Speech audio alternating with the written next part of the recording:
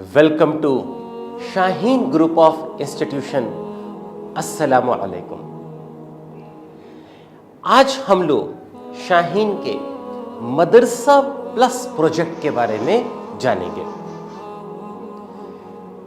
India में जो बच्चे मदरसा ज्वाइन करके दीनी तालीम हासिल करते हैं वो एक बड़ा चैलेंज फेस करते हैं। वो बहुत मेहनत के साथ हिफ्ज़ करते हैं, मदरसे की पढ़ाई मुकम्मल करते हैं और इन सब चीज़ों के बावजूद असरी तालीम से दूर हो जाते हैं और प्रोफेशनल कोर्सेस में उनका रास्ता बंद हो जाता है। एक बार मदरसे से शुरू की पढ़ाई दीनी तालीम वाली हो गई तो फिर इंजीनियरिंग, मेडिकल, लॉ, मीडिया, ये सब फील्ड में उनका रास्ता बंद हो जाता है क्योंकि प्रॉपर रेगुलर पढ़ाई जो उसके लिए चाहिए, इंग्लिश की, मैथ्स की, साइंस की, वो उनकी मुकम्मल नहीं होती है। इस प्रॉब्लम को सॉल्व करने के लिए शाहीन ने एक हिफ्जुल कुरान प्लस प्रोजेक्ट स्टार्ट किया था, जिसमें ऐसे बच्चों को जिन्होंने मदरसा से पढ़ाई की है, रेगुलर पढ़ाई उनकी रिकॉग्नाइज नहीं है,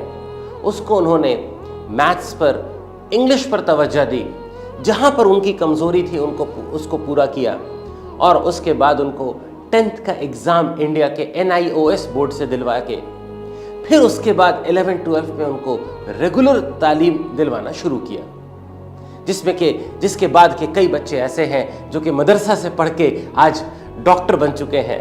ऐसे बहुत से मिसाल हम लोगों के पास है।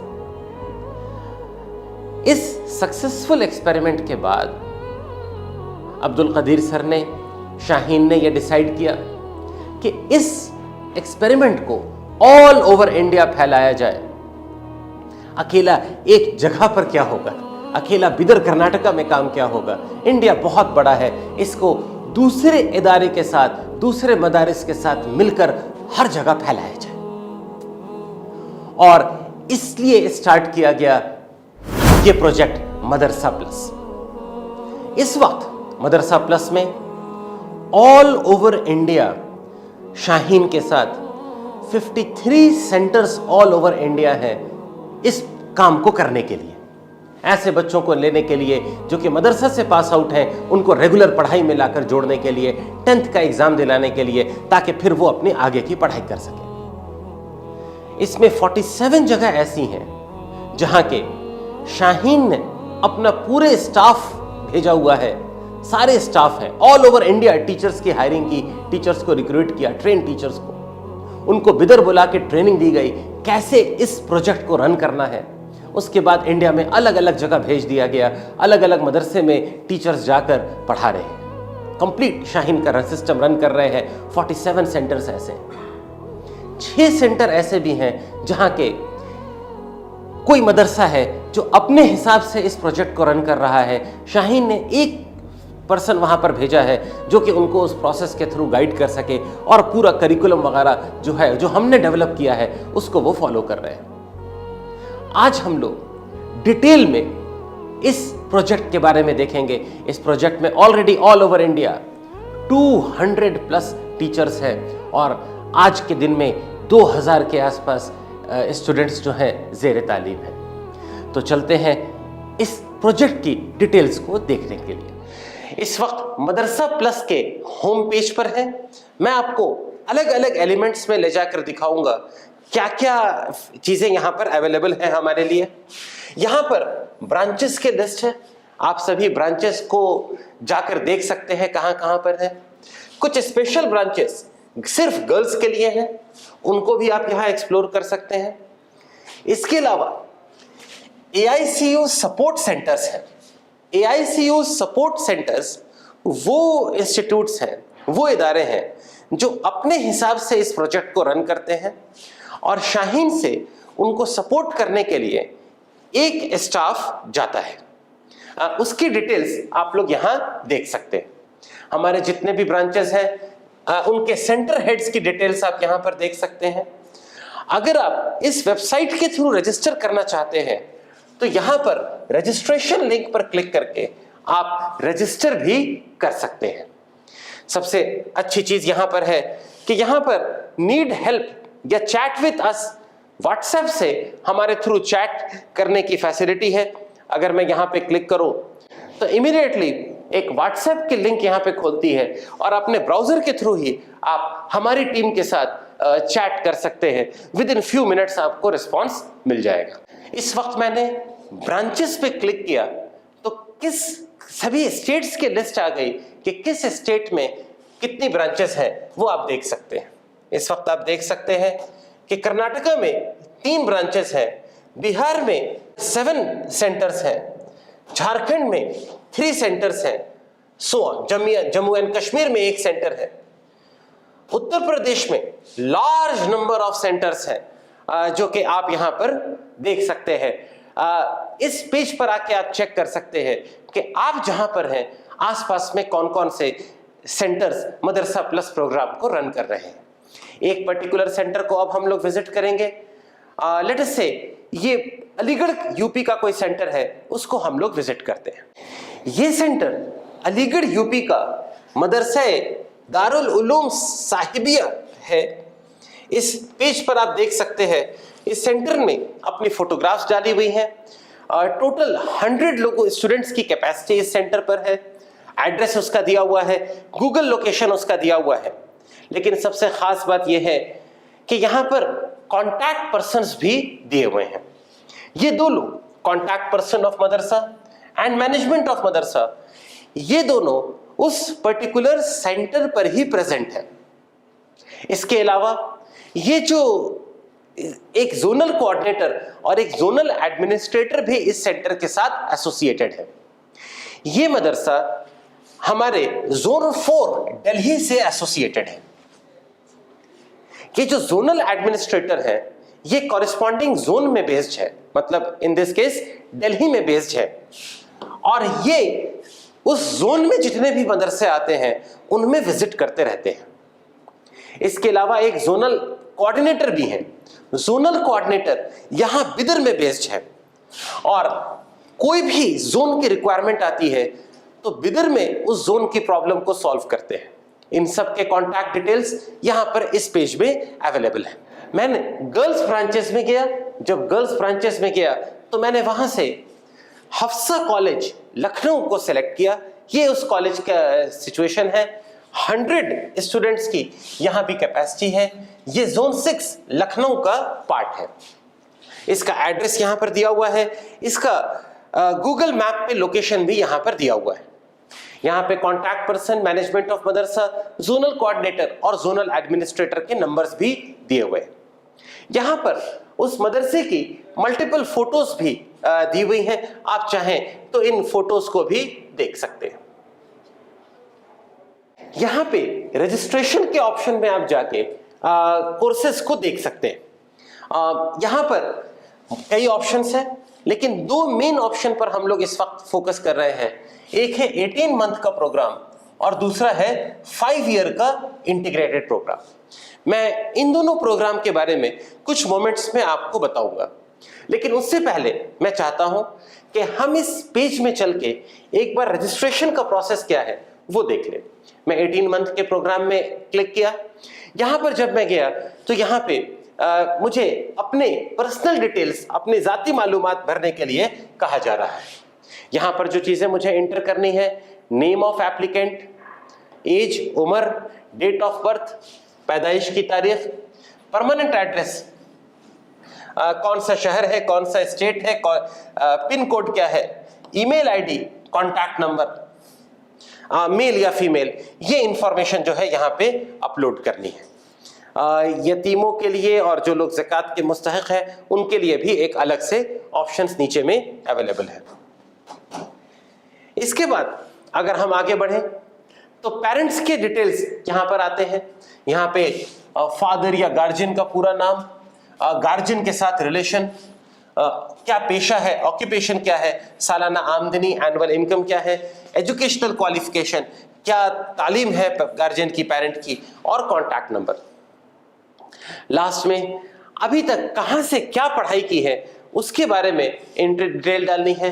स्कूल का नाम क्या है, मीडियम किस मीडियम से तालीम हुई है, कौन सी क्लास तक पढ़ाई हुई है, कौन सा बोर्ड है, किस साल में आखिरी बार अटेंड किया है, और अगर मदरसे से पढ़ाई की है तो मदरसे में क्या क्या पढ़ाई आपने की हुई है, और साथ ही कौन कौन से ओरिजिनल सर्टिफिकेट जो है आपके पास इस वक्त है। ये सब डिटेल्स भी यहाँ पे भर के आप अगर सबमिट करें तो हमारी तरफ से आपको कांटेक्ट किया जाएगा। रजिस्ट्रेशन में मल्टीपल कोर्सेज अवेलेबल है, जिसमें 2 कोर्स ज्यादा इंपॉर्टेंट है। एक है 18 मंथ का प्रोग्राम और दूसरा है 5 ईयर इंटीग्रेटेड प्रोग्राम। इस वक्त ज्यादा फोकस हम लोग 18th मंथ प्रोग्राम में दे रहे हैं, लेकिन इन 2 प्रोग्राम के बारे में मैं आपको बताता हूं। सबसे पहले हम लोग बात करेंगे 18 मंथ के प्रोग्राम के बारे में। यह प्रोग्राम उन बच्चों के लिए है जिनके पास 10th का सर्टिफिकेट नहीं है, जिन्होंने 10th क्लास पास नहीं किया है और उससे पहले ही पढ़ाई से डिस्कनेक्ट हो चुके हैं, मदरसे से फारिग हो या फिर अदरवाइज ड्रॉप आउट हो, उनको भी हम इस प्रोग्राम में इंक्लूड करते हैं। 18 मंथ्स को हम 2 हिस्से में बांटते हैं। पहले 6 मंथ का AICU प्रोग्राम है और फिर 1 ईयर का 10th क्लास का NIOS का प्रोग्राम है। पहले 6 मंथ में AICU का जो प्रोग्राम है उसका तरीका है कि बच्चों को 6 to 8 के ग्रुप्स में बांट देते हैं। एक फैकल्टी, एक टीचर बीच में बैठता है और बच्चे उसे घेर कर बैठते हैं। हर बच्चा हो सकता हो अलग लेवल पर हो। टीचर हर बच्चे को उसकी एबिलिटी के हिसाब से, उसकी नॉलेज के हिसाब से काम असाइन करते हैं और हर बच्चा सर झुका के बैठकर मेहनत करता है। और हो सकता है कि जो पढ़ाई स्कूल में 1 महीने में वो करता, वो पढ़ाई 1 दिन में लगन मेहनत के साथ कर लेता है। लेकिन हर एक की अपनी स्पीड है, जैसी उसकी स्पीड है उस हिसाब से उसको तैयार कराया जाएगा। हो सकता है कि जो 8 बच्चे बैठे हो, हर एक उसमें अलग पढ़ाई कर रहा हो और टीचर उसको मैनेज करेंगे। और इस तरह से मैथ्स और इंग्लिश में उनकी 5th 6th 7th 8th 9th में जो भी कमी रही है उसको मुकम्मल किया जाएगा। जहां उनकी वीकनेस होगी वहीं पर फोकस किया जाएगा और इस प्रोसेस के रिजल्ट 6 महीने के बाद जो होगा वो ये होगा कि ये बच्चे 10th में की पढ़ाई रेगुलर तरीके से करने के काबिल होंगे। 6 महीने AICU फिनिश करने के बाद 1 साल तक इनको जो है कंप्लीट पढ़ाई कराई जाएगी, जिसमें कि इनको सारे सब्जेक्ट्स पढ़ाए जाएंगे और फिर उसके बाद इनको NIOS के थ्रू 10th का एग्जाम लिखवाकर 10th पास कराया जाएगा। एक 5 ईयर इंटीग्रेटेड कोर्स भी है। ये इंटीग्रेटेड कोर्स उन बच्चों के लिए है जिनकी एज अभी 13 इयर्स या उससे कम है। इस कोर्स में हम लोग स्टूडेंट्स को 8th 9th 10th 11th और 12th कंप्लीट कराएंगे। साथ में इस्लामिक स्टडीज में एक डिप्लोमा भी कराएंगे। एक कुरान फहमी का कोर्स भी इनको कराएंगे ताकि ये लोग कुरान को समझ सके सीधे अरबी ज़ुबान में और उसको अपनी ज़िंदगी में भी उतार सके। इस कोर्स को कंप्लीट करने के बाद स्टूडेंट्स दीन की लाइन में भी आगे बढ़ सकते हैं और प्रोफेशनल कोर्सेज में भी आगे जा सकते हैं। इस वक्त मेरे पीछे एक पर्टिकुलर इंस्टीट्यूट जो कि ए अमीन स्कूल है तेलंगाना का, उसके स्टाफ की तरफ से मैंने लॉगिन किया है। यहाँ पर इस स्कूल में एम्प्लॉयज़ की डिटेल्स हमें दिख रही हैं। यहाँ पर इस वक्त 4 teaching employees, 2 non teaching employees और 3 एडमिन स्टाफ हैं। कुछ एडमिन स्टाफ मल्टीपल सेंटर्स में कॉमन है या फिर मल्टीपल जोन्स के लिए कॉमन है। यहाँ पर सेम डिटेल है लेकिन फर्दर ब्रेकअप के साथ हम लोग उसको देख सकते हैं कि किसकी क्या डेजिग्नेशन है। इसके अलावा इस पेज में नीचे इंडिविजुअल टीचर्स की डिटेल्स भी अवेलेबल है। इस पेज पर हम लोग अटेंडेंस को मॉनिटर कर सकते हैं। जैसा कि आप लोग देख सकते हैं टोटल 51 स्टूडेंट इस जगह पर एनरोल्ड हैं और आज 51 में 51 प्रेजेंट है। हमारा अटेंडेंस रिकॉर्ड बहुत ही अच्छा है। Maximum to maximum student regularly attend करते हैं और बहुत ही इंटरेस्ट के साथ क्लास को अटेंड करते हैं ताकि वो अपनी लाइफ में कुछ अच्छा कर पाए। आज तो इनका अटेंडेंस कंप्लीटली 100% है। स्टूडेंट्स की मंथली अटेंडेंस यहां पर दिख सकती है, सभी स्टूडेंट की, कौन सा स्टूडेंट किस दिन प्रेजेंट था, कौन सा स्टूडेंट किस दिन एब्सेंट था। जैसा कि आप देख सकते हैं, ज्यादातर स्टूडेंट्स की अटेंडेंस ऑलमोस्ट फुल है। कभी कभार कोई स्टूडेंट होता है जो कि एब्सेंट होता है। इसमें दो चीज आप देख सकते हैं, एक तो ये कि यहां पर ऑफिस में विदर में बैठ के हम लोग हर सेंटर की अटेंडेंस को मॉनिटर कर सकते हैं। दूसरी चीज आप ये भी देख सकते हैं कि अटेंडेंस यहां पे बहुत हाई है, मोर देन 95% अटेंडेंस जो है रेगुलर सभी ब्रांचेस में मेंटेन की जा रही है। यहां पर इस ब्रांच के टाइम टेबल आप यहां पर देख सकते हैं। डेली क्लास पहले कुरान के दौर के साथ स्टार्ट होती है। ये हाफिज बच्चे हैं, जो कुरान इन्होंने याद किया है उसको सुनाते हैं। इसके बाद मैथ्स और इंग्लिश की क्लास होती है।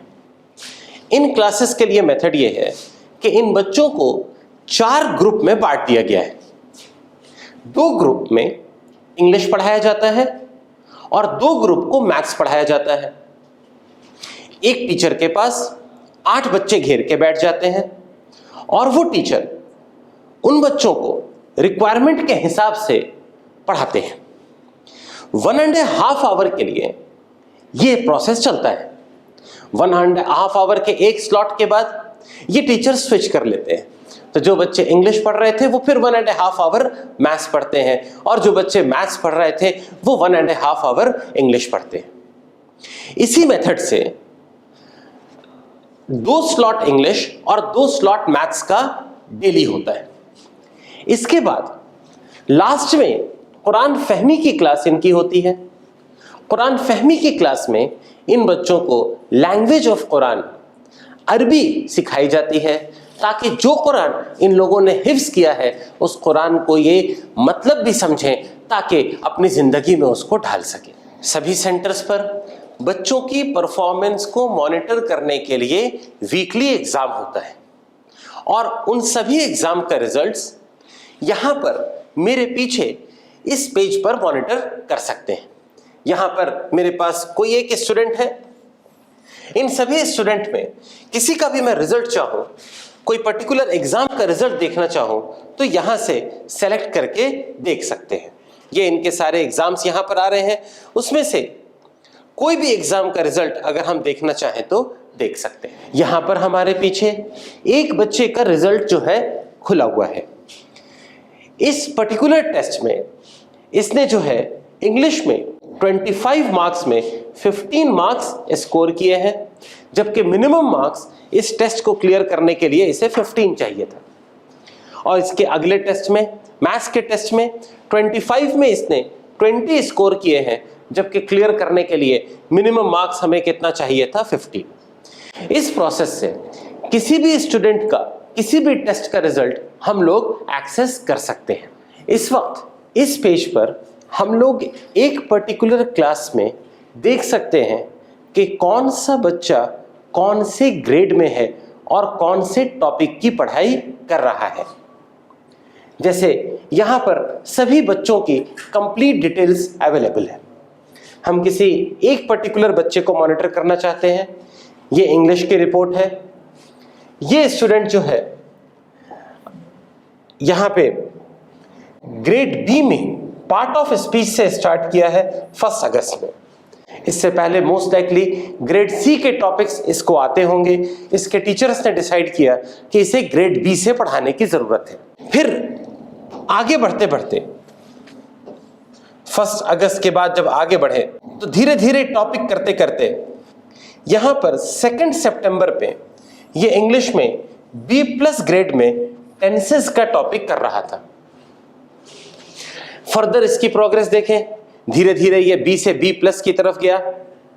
और फिर अगर हम आगे देखें तो 1 अक्टूबर को ये स्टूडेंट ए ग्रेड का टॉपिक वोकैबुलरी कर रहा था और 2 अक्टूबर को ये ए प्लस ग्रेड का टॉपिक 1 वर्ड सब्स्टिट्यूट में पहुंच चुका था।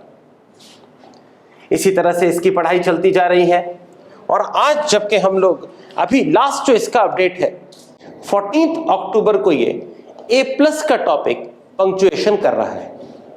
इसी तरह से किसी भी स्टूडेंट की कंप्लीट परफॉर्मेंस को हम लोग, कंप्लीट ग्रोथ को हम लोग इस पेज पर मॉनिटर कर सकते हैं। यहाँ पे लास्ट 3 मंथ्स के मैथ्स की परफॉर्मेंस का रिकॉर्ड है।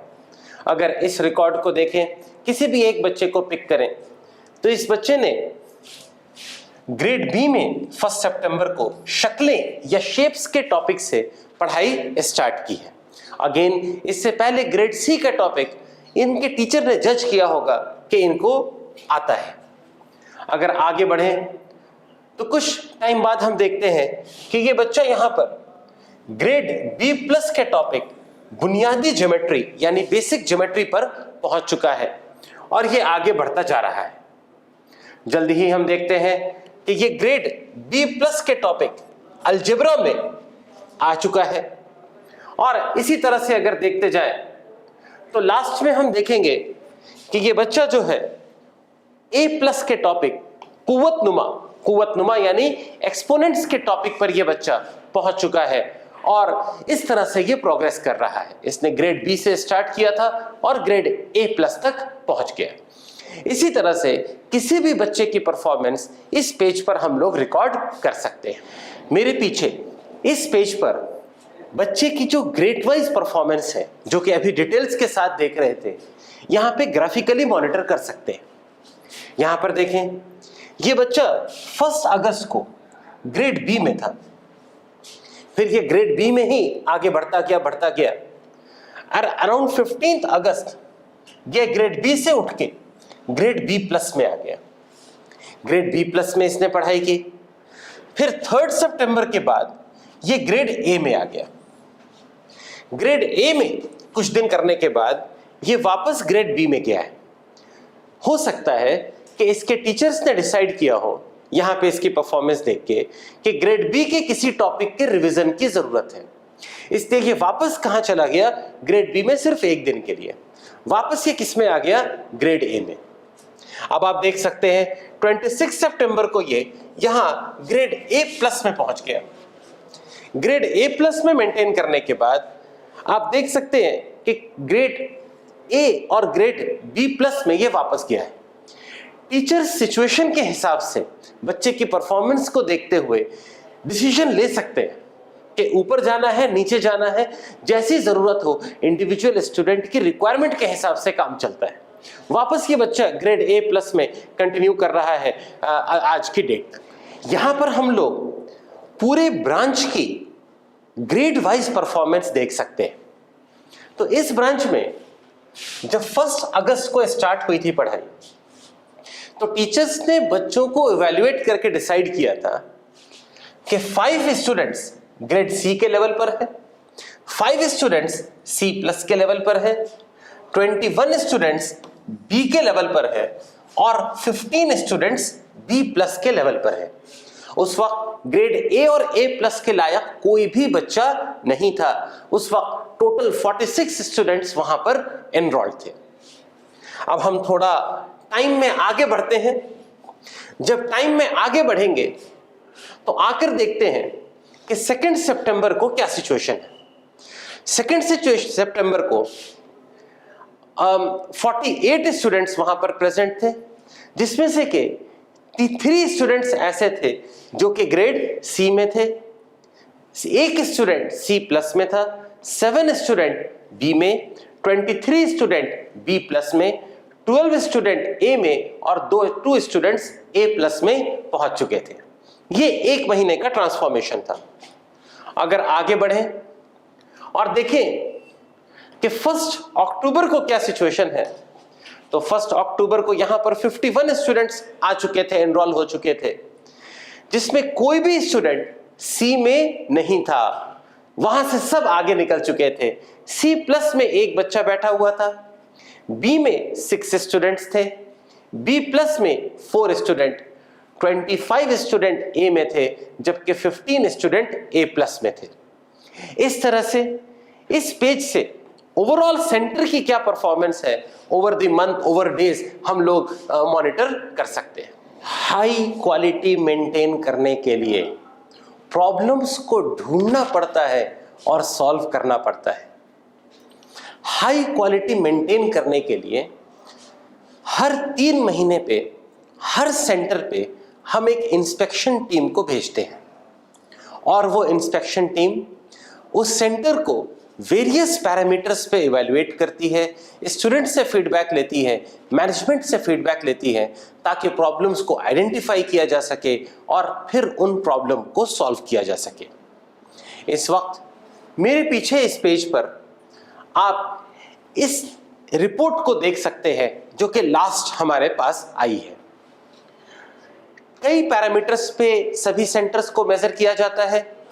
यहां पे क्लासरूम फैसिलिटीज के बेसिस पर 15 पॉइंट्स दिए जाते हैं, हॉस्टल फैसिलिटीज के ऊपर 15 पॉइंट्स दिए जाते हैं, फूड की क्वालिटी के ऊपर 15 पॉइंट्स दिए जाते हैं, हाइजीन के ऊपर 15 पॉइंट्स दिए जाते हैं और मैनेजमेंट पूरे प्रोसेस में कितना एक्टिव है, कितना इन्वॉल्व है, उसके बेसिस पर 10 पॉइंट्स दिए जाते हैं। इन सभी पॉइंट्स को मिलाकर टोटल आउट ऑफ 70 एक स्कोर दिया जाता है फैसिलिटीज के रेस्पेक्ट में। ऑन एन एवरेज सभी इंस्टीट्यूट्स को क्लासरूम फैसिलिटीज पर 11.86 point out of 15, hostel facility पे 10.9 आउट ऑफ 15, फूड के हिसाब से 13.05 आउट ऑफ 15, हाइजीन के बेसिस पर 11.43 आउट ऑफ 15 और मैनेजमेंट पार्टिसिपेशन में 6.5 आउट ऑफ 10 का स्कोर मिला है। इन सभी को कंबाइन करके टोटल आउट ऑफ 70 एक स्कोर कन्वर्ट दिया गया और फिर उस स्कोर को परसेंटेज में भी कन्वर्ट किया गया है। इस तरह से हर सेंटर को फैसिलिटीज के पॉइंट ऑफ व्यू से एक पर्टिकुलर स्कोर और एक पर्टिकुलर ग्रेड दिया गया है। किसी पर्टिकुलर इंस्टीट्यूट को देखते हैं। ये कोई इंस्टीट्यूट है जिसने क्लासरूम फैसिलिटीज में 11 आउट ऑफ 15 स्कोर किया है, हॉस्टल फैसिलिटीज में 11 आउट ऑफ 15 स्कोर किया है, फूड में 15 आउट ऑफ 15 स्कोर किया है, 13 आउट ऑफ 15 स्कोर किया है हाइजीन में और मैनेजमेंट पार्टिसिपेशन में 10 स्कोर किया है। इस तरह से इनका फैसिलिटीज पर जो स्कोर है वो 60 आउट ऑफ 70 है और इसको परसेंटेज में कन्वर्ट करके ये 85.71% का स्कोर है। इनको ओवरऑल ए ग्रेड दिया गया इस पर्टिकुलर एस्पेक्ट पे।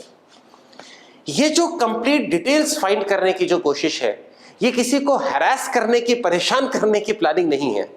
इस पूरी कोशिश का पर्पस ये है कि हम लोग अपनी वीकनेसेस को फाइंड कर सकें और फिर उन पे वर्क करें। डेफिनेटली जब इन सेंटर के पास ये फीडबैक गया होगा कि इन पैरामीटर्स में हम थोड़ा पीछे हैं, तो उन पैरामीटर्स पे वो और ज्यादा फोकस करेंगे। ये फैसिलिटीज का क्वालिटी थी। नेक्स्ट, एकेडमिक्स के बेसिस पर भी एक मेजरमेंट किया जाता है और टीचर्स परफॉर्मेंस को इवैल्यूएट किया जाता है। Out of 15 points on an average 12.52 score कर रहे हैं आउट ऑफ 15 सभी सेंटर्स का एवरेज। स्टूडेंट परफॉर्मेंस को इवैल्यूएट किया जाता है आउट ऑफ 15 और एवरेज क्या है 12.81। उसके अलावा स्टूडेंट्स जो टेस्ट लिखते हैं उसके स्कोर को एज ए इनपुट यूज करते हैं और total academic performance out of 30 average क्या है बेटा, एवरेज क्या है 25.33।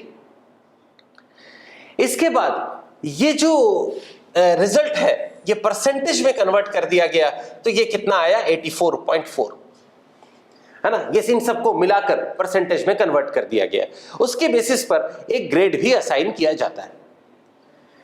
इसके अलावा जो दो पैरामीटर्स थे फैसिलिटीज वाले पार्ट में और एकेडमिक परफॉर्मेंस को मिला के ओवरऑल परसेंटेज में एक स्कोर दिया जाता है। ओवरऑल एवरेज स्कोर 79.05% का है। किसी पर्टिकुलर इंस्टीट्यूट की परफॉर्मेंस देखते हैं, कौन सा इंस्टीट्यूट है वो इंटरेस्टिंग नहीं है, परफॉर्मेंस को जस्ट देखिए कैसे मेजर किया जाता है। ये पर्टिकुलर इंस्टीट्यूट है जिसने टीचर्स फीडबैक में 15 आउट ऑफ 15 स्कोर किया और स्टूडेंट परफॉर्मेंस भी 15 आउट ऑफ 15 है। कुल मिला के 30 आउट ऑफ 30 इनकी परफॉर्मेंस है एकेडमिक पॉइंट ऑफ व्यू से। यानी कि इन्होंने 100% स्कोर करके यहां पर एकेडमिक्स वाले साइड में A+ ग्रेड लिया है। दोनों पार्ट को मिला के, फैसिलिटीज को मिला के और एकेडमिक्स को मिला के इस पर्टिकुलर सेंटर का स्कोर 90% है, इसलिए इसे A ग्रेड असाइन किया गया। अगेन इसका पर्पस जो है लोगों को एक फीडबैक देना, मोटिवेट करना और अपनी कमियों को दूर करना है। एक थर्ड एस्पेक्ट यहां पर जो है वो मदरसा मैनेजमेंट फीडबैक का है। जब किसी सेंटर पे इंस्पेक्शन के लिए जाते हैं तो एक क्वेश्चनायर मदरसा के मैनेजमेंट को भी देते हैं कि शाहीन से आपको कैसा सपोर्ट मिला, उसके बारे में हमें बताइए। तो जब मदरसा मैनेजमेंट पॉइंट ऑफ व्यू से हम देखते हैं तो मल्टीपल क्वेश्चनायर है और हर क्वेश्चनायर में 6 मार्क्स वो दे सकते हैं। मतलब 5 क्वेश्चन है, हर क्वेश्चन पे 6 मार्क्स वो मैक्सिमम दे सकते हैं और मिनिमम स्कोर क्या दे सकते हैं 1। तो अलग अलग जगह से हमें अलग अलग स्कोर मिला। जैसे फॉर एग्जांपल जिस पर्टिकुलर मदरसे को हम फॉलो कर रहे हैं, इसने क्वेश्चन 1 के रिस्पॉन्स में शाहीन को 6 का फीडबैक दिया, क्वेश्चन 2 के रिस्पॉन्स में शाहीन को 5 का रिस्पॉन्स दिया, क्वेश्चन 3 के रिस्पॉन्स में 4 का रिस्पॉन्स दिया, क्वेश्चन 4 के रिस्पॉन्स में 6 का रिस्पॉन्स दिया, क्वेश्चन 5 के रिस्पॉन्स में 5 का रिस्पॉन्स दिया। इस तरह से इन्होंने जो टोटल रिस्पॉन्स शाहीन को फीडबैक में दिया वो 26 है, जो कि एवरेज 5.2 या परसेंटेज 86.67% है। ये एक शाहीन के लिए फीडबैक है कि कौन सा सेंटर इस प्रोजेक्ट के बारे में कितना क्या सोच रहा है, ताकि वहां जो प्रॉब्लम हो रही है उनको फोकस करने पर भी हम फोकस कर सकें। कोई भी प्रोजेक्ट सक्सेसफुल तब होता है जब उसमें हाई क्वालिटी को मेंटेन किया जाए। हाई क्वालिटी को मेंटेन करने के लिए शाहीन में एक डेडिकेटेड ऑफिस है जो कि एक डेडिकेटेड सॉफ्टवेयर के थ्रू सभी सेंटर्स की परफॉर्मेंस, सभी सेंटर के रिजल्ट्स को मॉनिटर करते हैं।